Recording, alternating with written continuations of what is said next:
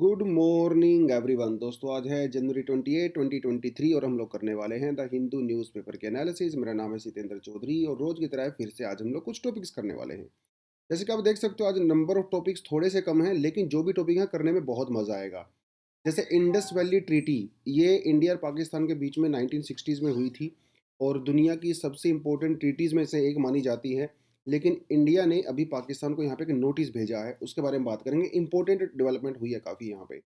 उसके अलावा इंडिया की सबसे ओल्डेस्ट, इंडिया की ही नहीं बल्कि वर्ल्ड की सबसे ओल्डेस्ट लैंग्वेज कौन सी है, उसके बारे में थोड़ा सा डिस्कशन करेंगे। हालांकि इसमें बहुत सारे डिस्प्यूट्स हैं बट स्टिल खासकर इंडिया के पर्सपेक्टिव से, ठीक है। इंडिया में कौन कौन सी लैंग्वेज ग्रुप्स हैं, कहाँ कहाँ पे बोली जाती हैं, उसके बारे में बात करेंगे। अच्छा टॉपिक है।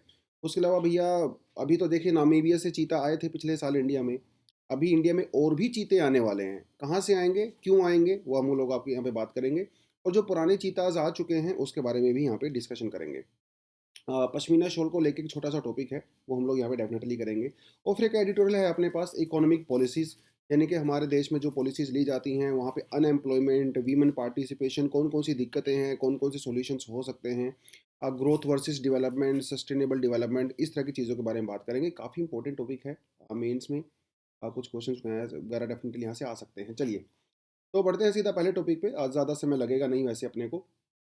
India sends notice to Pak, Pak मतलब Pakistan, to amend 1960 Indus pact. तो 1960s में इंडिया और पाकिस्तान के बीच में एक ट्रीटी हुई थी जिसे कहा जाता है इंडस वाटर ट्रीटी। एक बार थोड़ी आपको लोकेशन दिखा देता हूँ, फिर बताऊंगा आपको मेरा माजरा क्या है। लोकेशन देखिए इस तरह से है। ये हमारे रिवर्स हैं इंडस और उसकी ट्रिब्यूटरी की, बेसिकली हम यहाँ पे बात कर रहे हैं। तो सबसे बड़ी रिवर तो ऑफ कोर्स इंडस ही होती है और इंडस की हमारे पास ट्रिब्यूटरी होती है सतलुज। यहाँ पे देखिए आप सतलुज, यहाँ पे ये सतलुज गई हुई है और यहाँ से ओरिजिनेट होती है। यहाँ पे कौन सी लेक है, मानसरोवर लेक है। और उसी के पास से जो आपकी ब्रह्मपुत्र भी आसपास में से ही रिलीज होती है, वो north part of Kailash reverse, right. Kailash जो अपनी माउंटेन होती हैं वहाँ से। हाँ तो यहाँ पे है शिपकिला, तो यहाँ पे शिपकिला पास है, वहाँ से एंट्री करती है इंडिया के अंदर। इसी ऊपर आती है ब्यास रिवर। ब्यास रिवर एक ऐसी रिवर है जो कि पूरी तरह से इंडिया में है।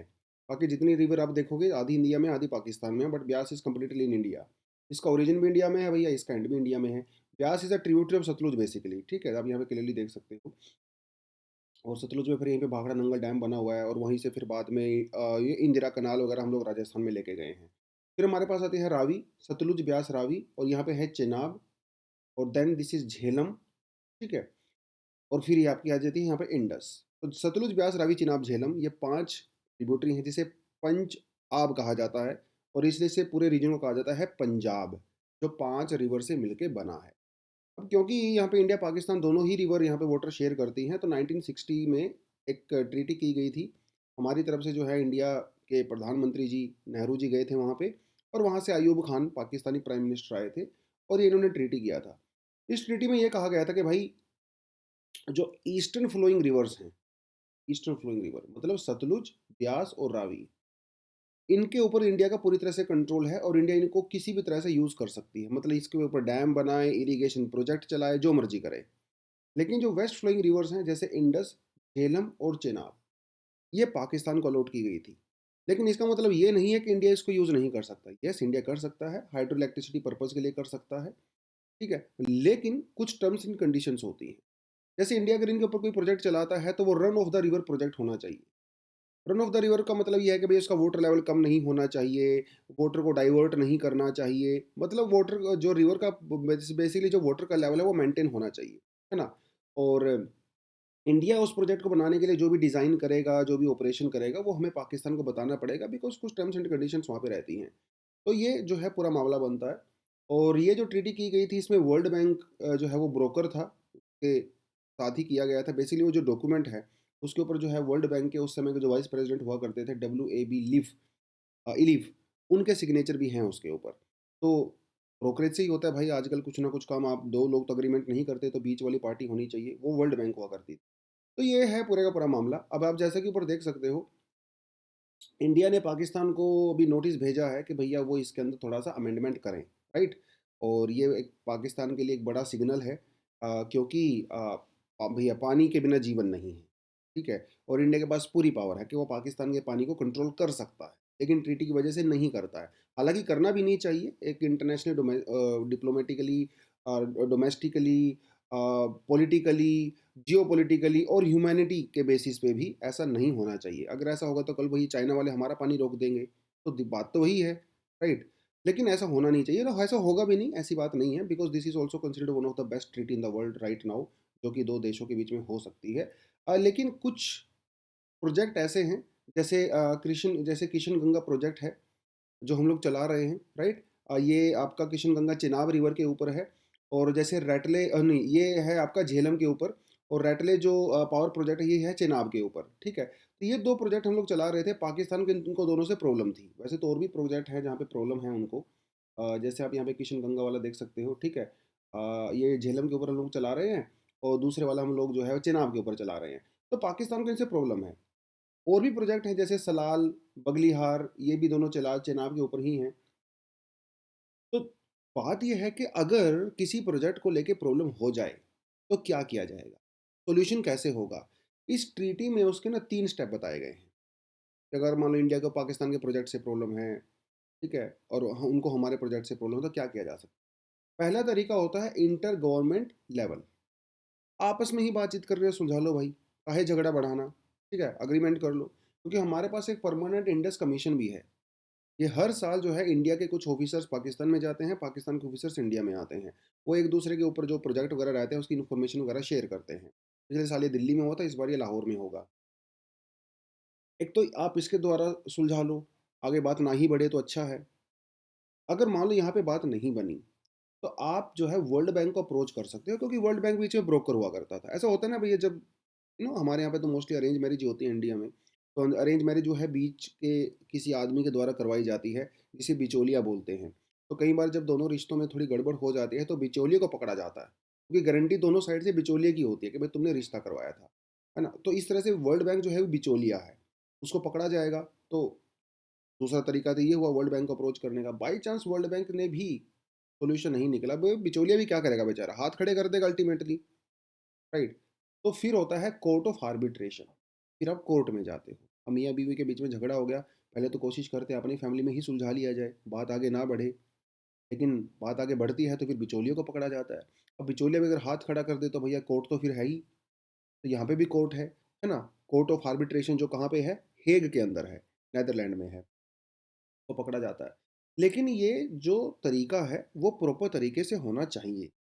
फर्स्ट, सेकंड और थर्ड, तीसरे स्टेप पे जाना चाहिए। पाकिस्तान वाले क्या करते हैं, अब किशन गंगा या रैटले प्रोजेक्ट जो भी हमारा है, जो इशू हुआ तो वो सीधा, पहले तो वो वर्ल्ड बैंक में गए, वर्ल्ड बैंक में भी उन्होंने खास कुछ ट्राई व्राई नहीं किया, वो सीधा हेग में चले गए। अब ये तो भैया प्रोसेस का वायलेशन हो गया। अब इंडिया यही कह रहा है कि भैया क्योंकि तुम प्रोसेस का वायलेशन कर रहे हो, की वजह से हम आपको नोटिस भेजते हैं, ये जो प्रोविजंस हैं इसके अंदर उनको चेंज किया जाए।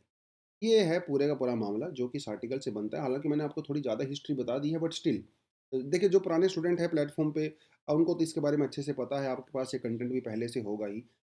लेकिन जो नए बच्चे प्लेटफ़ॉर्म पे आए हैं उनके लिए तो एक नया कंटेंट हो सकता है। इसको थोड़ा अच्छे से पढ़ें, ध्यान से पढ़ें, ठीक है? चलिए। Tamil is oldest language, let your chest swell with pride, PM tells student. तो मोदी जी भैया चर्चा कर रहे थे, एग्ज़ाम पे चर्चा बच्चों के साथ। और मोदी जी ने बच्चों को कहा कि भैया देखिए, हमारा देश इतना डाइवर्स है और हमारे देश में इतनी पुरानी पुरानी भाषाएं बोली जाती हैं, हमें अपने अपने प्राइड फील करना चाहिए कि हमारे देश की अब जैसे मान लो इंग्लिश की बात करें, इंग्लिश तो बहुत नई लैंग्वेज है कंपैरेटिवली देखा जाए। तमिल के कंपैरिजन में देखा जाए तो नई लैंग्वेज है। हालांकि ये एक Indo Aryan language, Indo European जिसे बोला जाता है, आर्यन यूरोपियन बोलिए, इंडो यूरोपियन बोलिए, उसका एक ऑफ शूट है इंग्लिश, एक लैंग्वेज। लेकिन इंग्लिश से भी पुरानी बहुत लैंग्वेज है। ठीक है, तो मोदी जी ने कहा कि तमिल जो है वो दुनिया की सबसे पुरानी लैंग्वेज है और इसके ऊपर हमें गर्व करना चाहिए। कि अगर हम लोग संस्कृत की बात करते हैं तो बहुत लोग कहते हैं भई संस्कृत भी दुनिया की सबसे पुरानी लैंग्वेज है, बट टू बी ऑनेस्ट ऐसा है नहीं। ऐसा कोई वेल एस्टेब्लिश्ड रिसर्च नहीं है जो ये कहता हो संस्कृत। देखिए, संस्कृत तो इंडिया में बाद में आया था ना, जब आर्यन लोग इंडिया में आए थे, इंडस वैली सिविलाइजेशन के बाद। लेकिन आर्यन के आने से पहले भी तो इंडिया में लोग रह रहे थे ना यार, वो भी तो कोई भाषा बोलते होंगे, वो भी तो कोई भाषा लिखते होंगे। तो एक्चुअली जो तमिल लैंग्वेज है वो उनसे बहुत पुरानी है। संस्कृत तो बाद में आया, इंडो आर्यंस के आने के बाद। और तमिल लिटरेचर उससे बहुत पहले एग्जिस्ट करता है। इवन संस्कृत में भी बहुत सारे टेक्स्ट में ये माना गया है कि उनसे पुरानी लैंग्वेज है तमिल। संस्कृत के अंदर बहुत सारे वर्ड जो हैं तमिल से लिए गए हैं। हालाँकि बाद में तमिल में भी कुछ वर्ड संस्कृत से लिए गए हैं। तो ये संस्कृत लैंग्वेज को खुद एक्सेप्ट किया है, मतलब कई सारे टेक्स्ट में, ऋग्वेद वगैरह में। तो मोदी जी ने भी वही कहा कि तमिल जो है दुनिया की सबसे पुरानी लैंग्वेज है। हालाँकि इंटरनेशनली अगर आप देखें तो ऐसा कहा जाता है कि जो इजिप्शियन लैंग्वेज है वो दुनिया की सबसे पुरानी लैंग्वेज है। कुछ लोग जो है अर्मेनियन लैंग्वेज को सबसे पुरानी लैंग्वेज मानते हैं। अलग डिबेट है, उसमें हम लोग कुछ नहीं कर सकते। नई-नई डिस्कवरीज़ होती रहती हैं time to time. But yes, that is the point of the view. हम इंडियंस को पता है कि तमिल जो है वो बहुत पुरानी लैंग्वेज है, सबसे पुरानी लैंग्वेज है, खासकर इंडिया के कॉन्टेक्स्ट में देखें तो। दुनिया में भी वैसे तमिल और संस्कृत को ही नंबर 1, नंबर 2 माना जाता है। तो ये है पूरे का पूरा मामला। तो ये उन्होंने कहा, जैसे कि आप यहाँ पे क्लियरली देख सकते हो। तो इंडिया में तो अगर आप ज्योग्राफी के लिए देखें तो 40-50% जो ज्योग्राफिकल एरिया है वो तो हिंदी ही कवर करता है। Hindi end of shoot, Hindi की ऑफ शूट, ठीक है।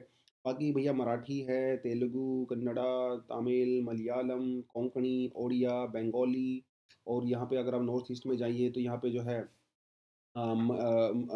मणिपुरी, कोकोबोरक, नेपाली, असमीज, उधर से पंजाबी, उर्दू, गुजराती। अरे भरा पड़ा है भैया, डाइवर्स कंट्री है। एक ही कंट्री के अंदर इतनी सारी कंट्री हैं। देखिए, यहाँ पे परसेंटेज ऑफ पॉपुलेशन के हिसाब से देखें, अगर हम लोग 2011 के सेंसस के हिसाब से 43.63% लोग जो है इंडिया में हिंदी बोलते हैं, 8% लोग बंगाली बोलते हैं, 6% मराठी। फिर धीरे धीरे जो है वो तमिल लोग जो है वो 5.7% बोलते हैं, राइट। 1971 से 2011 के बीच में जो ग्रोथ हुई है लैंग्वेजेस की, वो कैसे हुई है? हिंदी की ग्रोथ 160% हुई, पंजाबी की ग्रोथ 135.4%, मैथिली 121%, गुजराती 115%। मतलब इनका दायरा बढ़ा है धीरे धीरे करके, ठीक है। एक तो इनका ये कहना है। दूसरा आप यहाँ पे क्लियरली देख सकते हो the Hindi speaking map of India, कौन कौन से स्टेट के अंदर कितनी परसेंट हिंदी बोली जाती है। तो जो रेड में एरिया है यहाँ तो आप देख ही सकते हो 80-90% रहता है। इसके अलावा अगर आप गुजरात में देखें तो 7% लोग हिंदी बोलते हैं। तमिल में देखो तो ओनली 0.55% जो है हिंदी बोलते हैं। और यूजुअली वो लोग हैं जो कि वहाँ पे एज अ माइग्रेंट वर्कर्स गए हुए हैं, तो वो लोग ज़्यादा हिंदी बोलते हैं। केरला के अंदर ओनली 0.16% लोग बोलते हैं, बाकी लोग लैंग्वेज है। और ये देख सकते हो थोड़ा सा। मैं अगर इंडिया में हम लोग लैंग्वेजेस की बात करें तो कई सारे ग्रुप में इंडिया की लैंग्वेज को डिवाइड किया जा सकता है। जैसे Indo Aryan group, Dravidian group, Sino Tibetan group, Negroid group, Austric group and others. थोड़ा आप देख सकते हो। इंडो आर्यन ग्रुप की हम लोगों ने बात कर ही लिया है। ये एक इंडो यूरोपियन ग्रुप की ही ब्रांच है जो कि इंडिया में आई over a period of time, है ना। इंडिया में मेडिटेरेनियंस आए, इंडिया में आर्यंस आए, और वो सब लोग आए। तो उसका फिर बाद में इंडिया में बढ़ा वो पूरा सिस्टम। अगर आज हम लोग इंडिया में बात करें तो 74% जो इंडिया की पॉपुलेशन है वो इंडो आर्यन ग्रुप की लैंग्वेज बोलती है, जिसमें आपका गुजराती, बंगाली, हिंदी वो सब आ गए हैं, ठीक है। अलग अलग ग्रुप में आप डिवाइड कर सकते हो, modern Indo Aryan, middle, old and all that. Dravidian group की बात करें तो ये सदर्न पार्ट ऑफ इंडिया में जो है यूज़ होता है डेफिनेटली। 25% पॉपुलेशन ऑफ इंडिया जो है वो इनको बोलती है। और इसके अंदर जो है 21 द्रविडियन लैंग्वेज आती हैं, छोटी और बड़ी मिला के। जिनमें से तेलुगु, मलयालम, तमिल काफ़ी। तीनों तिब्बतन ग्रुप की बात करें तो यहाँ पे खासकर जो north east part of India है और सब हिमालय, जो जैसे सिक्किम वगैरह हो गया, आसाम वाला पार्ट हो गया, उसके बाद अलावा जैसे नागालैंड के वहाँ ट्राइबल एरियाज वगैरह में वो सब लैंग्वेज यहाँ पे बोली जाती हैं। हालांकि इंडियन पॉपुलेशन का ओनली 0.6% है, बट स्टिल, ठीक है, तो बोला जाता है। ऑस्ट्रिक लैंग्वेज यूजली जैसे हमारे यहाँ पे मुंडा ग्रुप है, जो ट्राइबल ग्रुप है, कोल ग्रुप है, वहाँ पे जो है मोन खोमेर ग्रुप रहता है जिसके अंदर खासीज, निकोबारीज, वो सब जो लैंग्वेज रहते हैं वो ऑस्ट्रिक लैंग्वेज रहती हैं। उसके अलावा अदर लैंग्वेज में बहुत सारी ट्राइबल ग्रुप्स जो लैंग्वेज बोलते हैं वो सब यहाँ पे रहता है। ये थोड़ा थोड़ा कंटेंट है। क्या ये एग्जाम के लिए सफिशियंट है? बिल्कुल भी नहीं। एग्जाम के लिए आपको थोड़ा सा ज़्यादा डिटेल में जाना पड़ता है। It's a current affair class, तो मैंने थोड़ा थोड़ा बताया आपको, और जो हम लोग इस आर्टिकल के बेस कर सकते हैं कि मैं तो आपको यही सजेस्ट करूँगा थोड़ा डिटेल में जाएँ, पढ़ें इसके बारे में। देखिए, ये टॉपिक हम लोगों ने कल पढ़ा था, जब हम लोगों ने हेपाटोरिनल एक इन्फेक्शन के बारे में बात किया था। तो नामीबिया से जो चीते इंडिया में आए थे उनमें से इन्फेक्शन हो गया एक फीमेल के पेट में, किडनी विडनी में, थोड़ा लीवर में। वो हम लोगों ने कल टॉपिक किया था। बट भाई, ये रास्ता यहाँ पे रुकने वाला नहीं है, ठीक है। अभी साउथ अफ्रीका के साथ भी हमारा पुराना अग्रीमेंट चल रहा था, बीच में थोड़ा डिले हो गया था, लेकिन अभी वो लोग मान गए हैं। तो 12 नए चीता इंडिया में आने वाले हैं साउथ अफ्रीका से। और आएंगे कहाँ? जहाँ पे पहले वाले आए थे, क्यूनो नेशनल पार्क इन मध्य प्रदेश, ठीक है। तो उनके नए पड़ोसी आएँगे, नए दोस्त आएँगे, कॉम्पिटिशन बढ़ेगा तो ग्रोथ भी होगी, सारी चीज़ें होंगी। पॉज़िटिव इम्पैक्ट, कुछ नेगेटिव इम्पैक्ट। लेकिन गाड़ी यहाँ पे नहीं रुकेगी। अगले 8-10 सालों तक इंडिया में हर साल कम से कम 10-12 चीते आया करेंगे साउथ अफ्रीका से। पता नहीं तो वहाँ पे पॉपुलेशन उनकी ज़्यादा हो गई है, पता नहीं हम लोग पैसा बहुत ज़्यादा पे कर रहे हैं, कुछ भी है। लेकिन वो सब यहाँ पे हो रहा है और अच्छा ही है, अच्छा ही है। एक देखिए इंग्लिश में कहावत होती है कि that don't put your eggs in one basket only, है ना? एक ही अगर आप जगह पे सारे अपने अंडे रखोगे तो फूटने का खतरा है। तो प्रोटेक्ट करने के लिए, कंज़र्व करने के लिए आपको अलग-अलग जगह पे रखना पड़ेगा। बाय चांस अगर एक जगह पे अगर सिचुएशन ख़राब होती है तो दूसरी जगह पे आप सर्वाइव कर सकते हो। मम्मी भी कहती है ना आपकी कि बेटा बाहर जाते हो तो एक ही पॉकेट में सारे पैसे मत रखा करो, है ना? एक चोर जेब होती है आपकी पैंट के अंदर, एक जीन्स होती है, पर्स में रहती है, एक ऊपर वाली पॉकेट होती है। तो अगर कोई आपकी पॉकेट मार ले कम से कम कुछ पैसा तो बचेगा ना आपका। तो वो सब बेसिकली यहाँ पे चीता की अगर हम लोग बात करें दुनिया का सबसे फास्टेस्ट लैंड मैमल है, आपको अच्छे से पता ही है इसके बारे में। 80 टू 128 किलोमीटर की स्पीड से जो है वो भाग सकता है।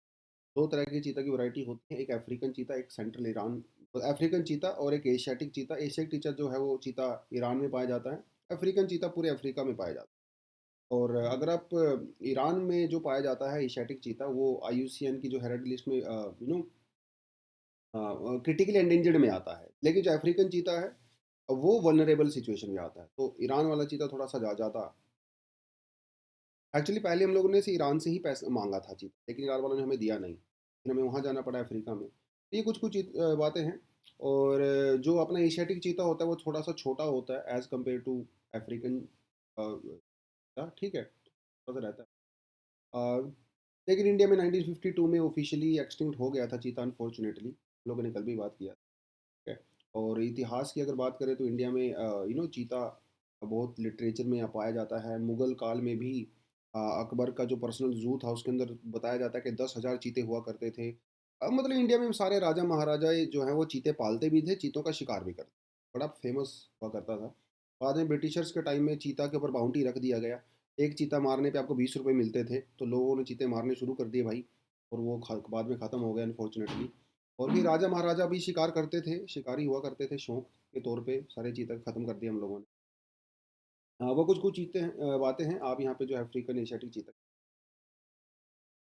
कुल मिला के तो बात यही है, ठीक है? बाकी छोटे-छोटा कंटेंट है अ, आप वो थोड़ा-सा देख सकते हो। इंडिया में जैसे क्यूनो नेशनल पार्क पन्ना टाइगर रिज़र्व कई जगह पे प्रपोज़ल आया था, लेकिन फाइनली क्यूनो नेशनल पार्क को डिसाइड किया गया है, पे चीता को लेके आने के लिए बेस्ट कंडीशन। हालाँकि there are lot of concerns also क्योंकि वहाँ पे ब्लैक बक पाया जाता है और ये चीता का फ़ेवरेट शिकार होता है ब्लैक बक। यहाँ पे देखिए आप एक चीता, लेपर्ड और जैगुआर तीनों मतलब कैट फैमिली से ही बिलॉन्ग करते हैं, कैट फैमिली से। लेकिन थोड़ा-थोड़ा डिफरेंस होता है जैसा कि इस पिक्चर में दिखाया भी गया है। चीता की बॉडी पे इस तरह से सॉलिड ब्लैक स्पॉट्स होते हैं। जो अपना लेपर्ड होता है उसकी बॉडी पे थोड़े से छोटे रहते हैं और डेंसली पैक्ड छोटे-छोटे इस तरह से रहते हैं। ठीक है। जबकि जो जैगुआर होता है उसकी बॉडी पे बड़े-बड़े रहते हैं, ऐसे लार्ज सेंट्रल स्पॉट्स रहते हैं। ये थोड़ा-थोड़ा फ़र्क होता है अपनी बॉडी पे देख सकते हैं। ये देखिए, बाकी अ, खाना-पाना वही सबका कॉमन ही रहता है ना? शिकार-विकार सब एक जैसा ही करते हैं लगभग, तो वो सब चीज़ें यहाँ पे चलती हैं। ग्रासलैंड्स में रहते हैं, ठीक है, क्योंकि कार्निवोर है ना भाई, कार्निवोर, तो कार्निवोर जंगल में थोड़ी ना रहेगा, कार्निवोर घास में रहते हैं, क्योंकि वहाँ पे इनको हर्बीवोर्स मिलते हैं। अब इनको क्या करना है, हिरण का शिकार करना है, अब हिरण तो भैया घास खाएगा, तो ये भी घास के मैदानों में रहते हैं। Kashmir pashmina shawl get a new age French touch. ऐसे तो टॉपिक कोई खास है नहीं, ना बात यह है कि अभी क्या हो रहा था पेरिस के अंदर एक एग्जीबिशन चल रहा था तो दुनिया भर से लोग अपनी अपनी आर्ट दिखा रहे थे। पाकिस्तान की तरफ से वहाँ पे पश्मीना शॉल को एग्जीबिट किया गया था कि पाकिस्तान में भी पश्मीना शॉल गिलगित बाल्टिस्तान वाले रीजन में। और वहाँ पे कुछ फ्रेंच आर्टिस्ट हैं काफ़ी फेमस, उन्होंने उनके अंदर कुछ चेंजेस किए हैं। अगर आप यूजली पश्मीना शॉल को देखो तो उसके अंदर ना एम्ब्रॉयडरी ज़्यादा डोमिनेट करती है ये, और लेकिन इस तरह के मॉडर्न डिज़ाइन उनके अंदर नहीं होते, या एब्स्ट्रैक्ट पेंटिंग टाइप का जो रहता है जो फ्रेंच व्रेंच में और फ्रांस में काफ़ी पॉपुलर। तो फ्रांस के आर्टिस्ट ने क्या किया, वो जो पुराने डिज़ाइन हैं उनको थोड़ा सा रिप्लेस करके नए मॉडर्न डिज़ाइन को वहाँ पे डाल दिया ताकि एक मॉडर्निटी आए, है ना, और लोग ज़्यादा खरीदें और एक फेमस फेमस तो खैर है ही पश्मीना शॉल पहले से ही, इसको किसी फेमस होने की रिक्वायरमेंट नहीं है, बट स्टिल ये ना एक मॉडर्न टच देने के लिए वो सब किया गया है एग्जीबिशन में, जो पाकिस्तान, इसलिए थोड़ा सा न्यूज़ में है, तो मैंने सोचा थोड़ा पश्मीना के बारे में बता दूं आपको। देखिए गोट है ये गोट है, इसे पश्मीना भी कह सकते हो, चांगताई भी कह सकते हो, और ये लद्दाख वाले रीजन में जो है वो होती है, तो क्लियरली। और ये जो इसके बाल होते हैं भाई, बाद में इनको कलेक्ट किया जाता है और इनसे बनाई जाती है पश्मीना शॉल। ये बाद में आया बेसिकली, ये वाला जो सिस्टम है, इससे पहले वहाँ पे क्या हुआ करता था, एक तिब्बतन एंटीलोप हुआ करता था, एक तिब्बतन जो है वो kind of deer, kind of goat हुआ करती थी। उससे आया करता था पश्मीना शॉल, लेकिन लोगों ने इतना मार दिया उसको बेचारे को, अभी वो क्रिटिकली एंडेंजर्ड बन गया है, तो उसको इलीगल कर दिया गया है। तो ये लोग क्या करने लगे, गोट से, विच इज चांगताई का, जो बाल होते हैं ह्यूमन हेयर से बहुत ही बारीक होते हैं, तो बहुत गर्म होती है, और इसे इसे जो है सॉफ्ट गोल्ड भी कहा जाता है। मीना के ये जो रेशे होते हैं, सॉफ्ट गोल्ड, और दुनिया का सबसे महंगे क्लोथ होने का गिनीज वर्ल्ड रिकॉर्ड भी इसके नाम है भाई, पता होना चाहिए, फाइनेस्ट वर्जन। और मतलब अभी फेमस नहीं हुआ, ये बहुत पुराने समय से फेमस है, मुगल्स और उससे पहले फ्रेंच जो किंग हुआ करते थे, वो लोग भी पश्मीना को बड़े शौक से पहना करते थे। अमीर अमीर लोग पहनते हैं ना भाई, सीधी सी बात है, तो राजा महाराजा पहनेंगे, आम आदमी तो पश्मीना पश्मीना नहीं पहन सकता। आज के समय में आप देखें तो पश्मीना शॉल जो है आपको 20,000, 50,000, 1 लाख, 2-2 लाख रुपए की मिलती है, तो मेरे जैसा आदमी तो नहीं पहन सकता। तो वही है, तो बड़ा ही फेमस है, तो आपको ये पता होना, हमारी शान है, राइट। नेक्स्ट कहता है भाई, the moral and the intellectual crisis in the economic policies. Moral and intellectual crisis in the economic policy. Economic policy का मतलब यह है कि हमें जीडीपी इंक्रीज करनी है, बात सीधी। जीडीपी मतलब आउटकम, आउटपुट, आउटपुट किस चीज़ का, गुड्स और सर्विसेज, गुड्स और सर्विस, है ना। जीडीपी का मतलब ये होता है ना, monetary value of all goods and services produced in a country in a given year, ये तो होता है। और गुड्स मतलब कमोडिटीज, और कमोडिटी कहाँ पे पैदा होती है भैया, फैक्ट्रीज में। सर्विसेज तो अलग से रहती हैं। दोनों को बढ़ाना है, दोनों ही बढ़ेंगी तो जीडीपी बढ़ेगा, जीडीपी बढ़ेगा तो देश की इनकम बढ़ेगी, देश की इनकम बढ़ेगी तो प्रोस्पेरिटी आएगा, ये एक कॉमन सा अंडरस्टैंडिंग होता है। लेकिन जीडीपी हमेशा इतना अच्छा नहीं है जितना आपको सुनने में लग रहा है ना। आप यहाँ पे इमेजिन करिए, एक फर्ज करिए कि भाई एक जंगल है, उस जंगल के अंदर बहुत पेड़ पौधे हैं, उसके अंदर रिवर्स हैं, लेक्स हैं, पॉन्ड्स हैं, सब कुछ है। अब हुआ ये कि टाटा जो है, टाटा केमिकल्स मान लो, वहाँ पे केमिकल फैक्ट्री लगाने वाली है, राइट। अब देखिए जंगल तो जंगल है भाई, इसकी अपनी एक वैल्यू है, लेकिन उसे हम लोग पैसे में नहीं मेजर कर सकते। अब टाटा केमिकल ने क्या किया, इस पूरे जंगल को काट के और वहाँ पे अपनी फैक्ट्री लगा दी। अब इस फैक्ट्री से टाटा वालों को हर साल सपोज करो 1,000 करोड़ रुपए का बेनिफिट हो, मतलब वो प्रोडक्शन कर रहे हैं, तो ये 1,000 करोड़ रुपए हमारी जीडीपी में चले जाएंगे। ऑफ कोर्स ये हमारी इंडिया की जीडीपी को ग्रोथ करेगा। लेकिन उस जंगल का क्या जो आपने काट दिया, वो तो खत्म हो गया ना, उसकी तो वैल्यू ना कहीं ऐड हुई, कुछ भी नहीं हुआ। और ऊपर से ये जो केमिकल पोल्यूशन करेगा बाद में, वो अलग है। तो जीडीपी एक बहुत बढ़िया मेजर नहीं है किसी भी कंट्री की डेवलपमेंट को मेजर करने का। ये हमेशा फाइट चलती है, ग्रोथ वर्सेस डेवलपमेंट। तो क्या हमें सिर्फ ग्रोथ चाहिए, जो ऊपर हम लोगों ने बात किया टाटा वाला, वो ग्रोथ है, वो डेवलपमेंट नहीं है, वो डेवलपमेंट नहीं है। तो ग्रोथ एक क्वांटिटेटिव मेजर है, डेवलपमेंट जो है वो क्वालिटेटिव मेजर है। डेवलपमेंट में हम लोग बहुत सारी चीज़ें इंक्लूड करते हैं, जैसे हेल्थ हो गया, एनवायरनमेंट कंसर्न्स हो गए हमारे, एजुकेशन हो गया, वीमेन पार्टिसिपेशन हो गया, इनकम डिस्ट्रीब्यूशन वगैरह हो गया, ये सब चीज़ें हम लोग डेवलपमेंट के अंदर कंसिडर करते हैं। तो क्या हमें इंडिया को सिर्फ ग्रोथ चाहिए बीइंग अ डेवलपिंग कंट्री, और या हमें डेवलपमेंट चाहिए, या फिर दोनों के बीच में बैलेंस होना चाहिए, बीच वाला रास्ता। हमें ग्रोथ भी चाहिए, डेवलपमेंट भी चाहिए। तो हम फंस गए हैं भाई दोनों के बीच में, क्या करें क्या ना करें, ये कैसी मुश्किल है, कोई तो बता दे इसका हल तो मेरे भाई। समस्या है, डेवलपिंग कंट्री है तो पैसा तो चाहिए, नो डाउट। तो नेचुरल रिसोर्सेज का हम लोग क्या करते हैं, लिमिटेशन। और अनएम्प्लॉयमेंट की समस्या इंडिया में सबसे ज़्यादा है, क्योंकि वैसे इंडिया तो ग्रोथ तो कर रहा है, लेकिन it is considered as a jobless growth. Growth है लेकिन लोगों के पास काम धंधा नहीं। तो क्या है कंसर्न्स रिगार्डिंग अनएम्प्लॉयमेंट। देखिए इंडिया में एक तो जॉब की डिमांड तो बहुत ज़्यादा, इसमें तो कोई शक नहीं, लेकिन सप्लाई नहीं है भैया जॉब्स की, पैदा नहीं हो रही हैं जॉब्स, डिमांड बढ़ती चली जा रही है, सप्लाई है ही नहीं, खासकर फॉर्मल सेक्टर में तो ही नहीं, है ना। और अगर है भी जॉब्स, सैलरी बहुत कम है। आप कभी ओला उबर वालों को पूछ के देखिए, तो ये ज़ोमैटो, स्विगी पे जो डिलीवरी करते हैं उनको पूछ के देखिए, उनका काम कितना ज़्यादा होता है, सैलरी बहुत कम होती है। ये समझ और जो लोग काम करते हैं उनको कोई सोशल सिक्योरिटी नहीं है, कोई इंश्योरेंस नहीं है, कोई हेल्थ बेनिफिट नहीं है, कुछ और है। ये भी समस्याएँ हैं। पहली बात तो काम नहीं, जिनके पास काम है उनके साथ ये समस्याएँ। क्यों काम नहीं? जबकि जीडीपी ग्रोथ कर रही है, तो काम तो होना चाहिए। काम इसलिए नहीं है क्योंकि नए-नए मॉडल आ गए हैं भई आजकल। आउटसोर्सिंग करने लगी हैं कंपनीज़, आउटसोर्सिंग करने लगी हैं। लोगों को हायर करने के बजाय अपने काम को आउटसोर्स कर देती हैं। समझते हैं। कॉन्ट्रैक्ट जॉब पे आजकल कंपनी ज़्यादा फोकस कर रही है। अरे कंपनी तो छोड़िए, आजकल मोस्टली काम गवर्नमेंट के अंदर भी कॉन्ट्रैक्ट बेसिस पे होता है। अब सरकारी नौकरियाँ तो है नहीं, जॉब्स तो निकलती नहीं, लेकिन सरकारी काम तो हो रहे हैं ना। कैसे हो रहे हैं? कॉन्ट्रैक्ट बेसिस पे। या कहाँ है? गिग इकोनॉमी की बात हो रही है। फ्रीलांसिंग काम हो रहा है, समझ रहे हो? और फ्रीलांसिंग में हमको पता है किसी तरह की कोई भी सोशल सिक्योरिटी नहीं, कोई जॉब सिक्योरिटी या आपका ऑफिस नहीं। इन सारी चीज़ों की वजह से क्या हो रहा है? अनएम्प्लॉयमेंट बहुत ज़्यादा। ऑर्गेनाइज़ सेक्टर में हायरिंग बहुत कम हो रही है, ऑर्गेनाइज़ सेक्टर। अगर खासकर आप मैन्युफैक्चरिंग सेक्टर में देखो तो वहाँ पे तो हायरिंग वैसे भी बहुत कम है, वो लोगों को तो निकाल रहे हैं। एफिशिएंसी के ऊपर ज़्यादा फोकस हो रहा है, प्रोडक्टिविटी के ऊपर ज़्यादा फोकस हो रहा है, रादर देन हायरिंग पीपल। वो लोग क्या कर रहे हैं, बड़े-बड़े सुपर कंप्यूटर को इंट्रोड्यूस कर रहे हैं। तो एक सुपर कंप्यूटर जो है 50 लोगों के बराबर का काम कर सकता है। रोबोट्स को इंट्रोड्यूस कर रहे हैं, आउटसोर्सिंग कर रहे हैं, आर्टिफिशियल इंटेलिजेंस कर रहे हैं। उसकी वजह से उनको कम लोगों में भी वो ज़्यादा प्रोडक्शन कर सकते हैं। भाई बात ये है कि जब लोग अनएम्प्लॉयड होंगे, अब यंग लोग हैं, है ना? 20 साल, 25 साल, 30 साल, 35 साल के यंग लोग हैं। 35 साल वाले भी यंग ही बोलूँगा आज के ज़माने में।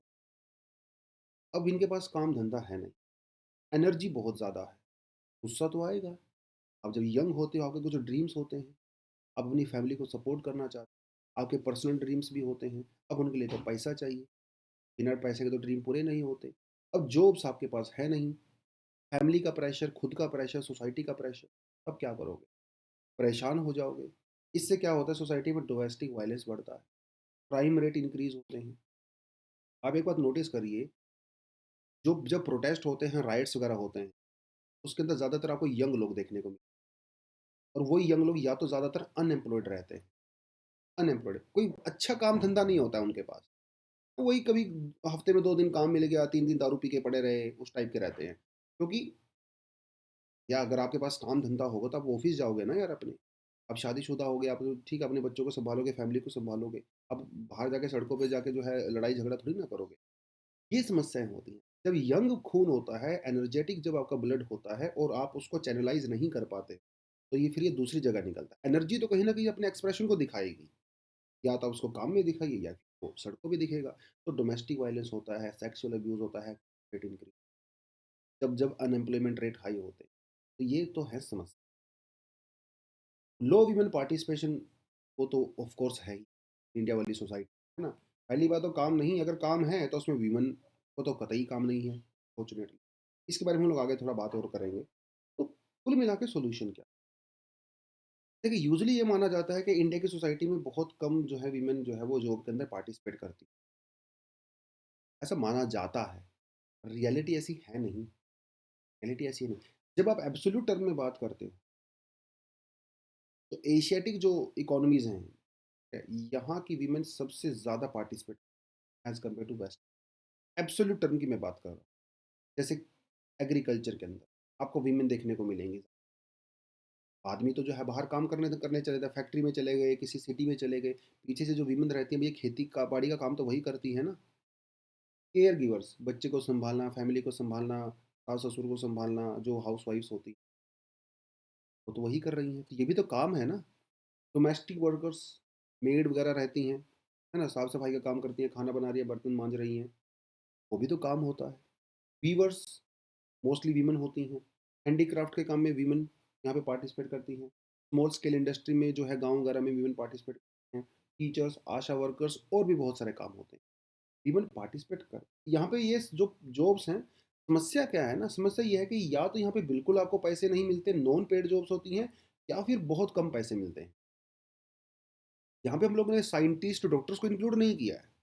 क्योंकि वो तो प्रॉपर तरीके से फॉर्मल सेक्टर में हैं, उनको तो अच्छा खासा पैसा मिल रहा है। लेकिन ये वो लोग हैं, ये वो वीमेन हैं जो काम तो कर रही हैं, लेकिन उनको अपने काम के बराबर पैसा नहीं मिलता। तो समस्या इंडिया में लो वीमेन पार्टिसिपेशन की नहीं है भाई, समस्या है इस चीज़ की कि low women participation in formal sector. Informal sector में इंडिया में सबसे ज़्यादा वीमेन पार्टिसिपेट करती हैं, लेकिन फॉर्मल सेक्टर में सबसे कम। ये है समस्या।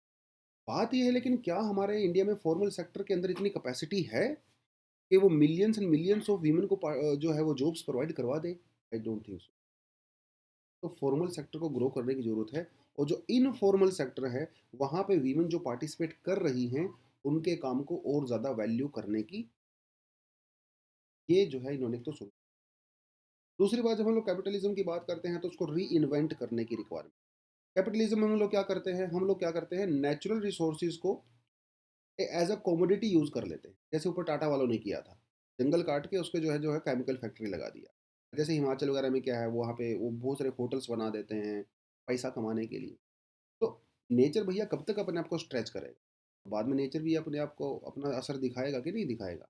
जैसे आप ऋषिकेश की बात, जोशीमठ की बात कर लीजिए, तो नेचुरल कॉजेज़ के साथ-साथ मैन मेड कॉजेज़ भी हैं। वहाँ पे समझ, तो यही है कि इतना भी मत भागिए कैपिटलिज़्म के पीछे कि वो आपके नेचर की लिमिट को ख़त्म कर दे। हाँ, नेचर को यूज़ करो, कोई दिक्कत नहीं है, करना भी चाहिए, क्योंकि उसके बिना हम लोग सर्वाइव नहीं कर सकते। बट बैलेंस होना चाहिए, है ना? अल्टीमेटली फिर हम लोग सस्टेनेबल डेवलपमेंट की बात करते हैं। There should be a balance between the needs and the wants, ऐसा गांधी जी ने भी कहा। तो पूर्ण स्वराज्य तभी मिलेगा जब सोशल फ्रीडम होगी, पॉलिटिकल फ्रीडम होगी और इकोनॉमिकल फ्रीडम, है ना? और नेचर के साथ बैलेंस बना के, ये है पूरा का पूरा मामला भैया। ये कुछ सॉल्यूशंस हैं और हम लोगों ने कुछ, अच्छा टॉपिक है, थोड़ा सा इसको समझना एकदम आराम से, ठीक है? और फिर अगर आप जो है यहाँ पे लिखना चाहते हो तो लिखवा देंगे।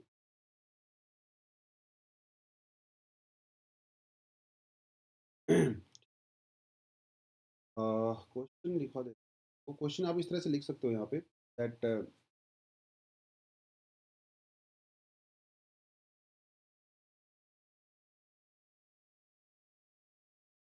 Growth development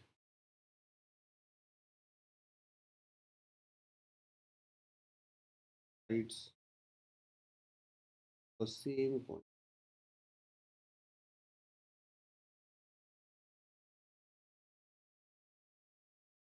contact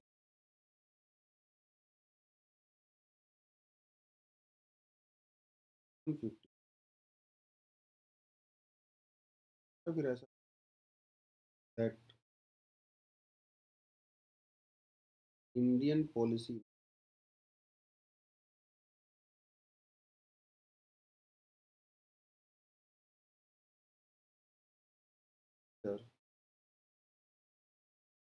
moral ethical dimension mind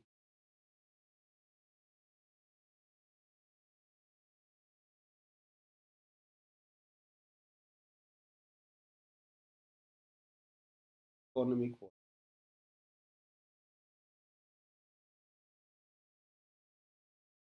150। ये दो क्वेश्चन, मतलब एक ही क्वेश्चन है, ये कंटेंट मोस्टली सेम ही रहने वाला है, तो ये आप जो है अटेम्प्ट कर सकते हैं। दोस्तों आज के लिए इतना ही था, कल मिलेंगे नए टॉपिक्स के साथ। Thank you very much.